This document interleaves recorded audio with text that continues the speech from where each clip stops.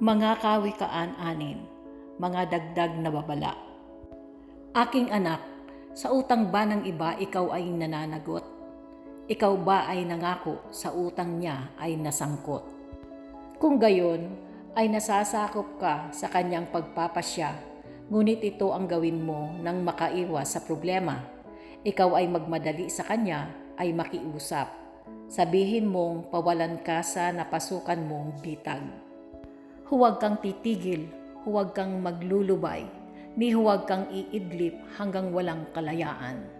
Iligtas ang sarili mo parang usang tumatakas at tulad niyong ibong sa kulungay umaalpas. Tingnan mo ang mga langgam, ikaw na taong ubod ng tamad. Pamumuhay niya'y masdan mo at nang ikaw ay mamulat.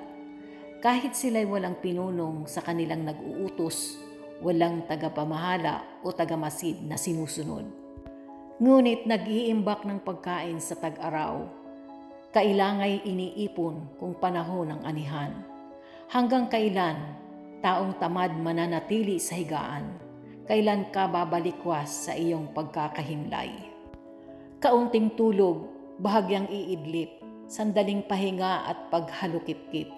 Samantalang namamahinga ka, ang kahirapay darating na parang armadong magnanakaw upang kunin ang lahat ng iyong kailangan.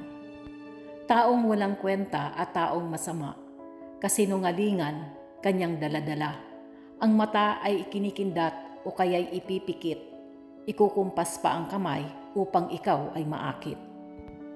Ngunit sa sarili ay may masamang iniisip, ang lagi niyang nais ay manggulo sa paligid. Dahil dito, kapahamakan niya ay biglang darating. Sa sugat na tatamuhi, hindi na nga siya gagaling.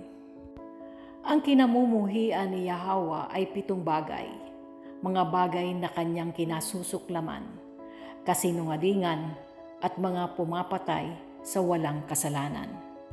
Pusong sa kapwa'y walang mabuting isipan, mga paang ubod tulin sa landas ng kasamaan, saksing sinungaling, mapaglubid ng buhangin, pag-awayin ang kapwa, laging gusto niyang gawin.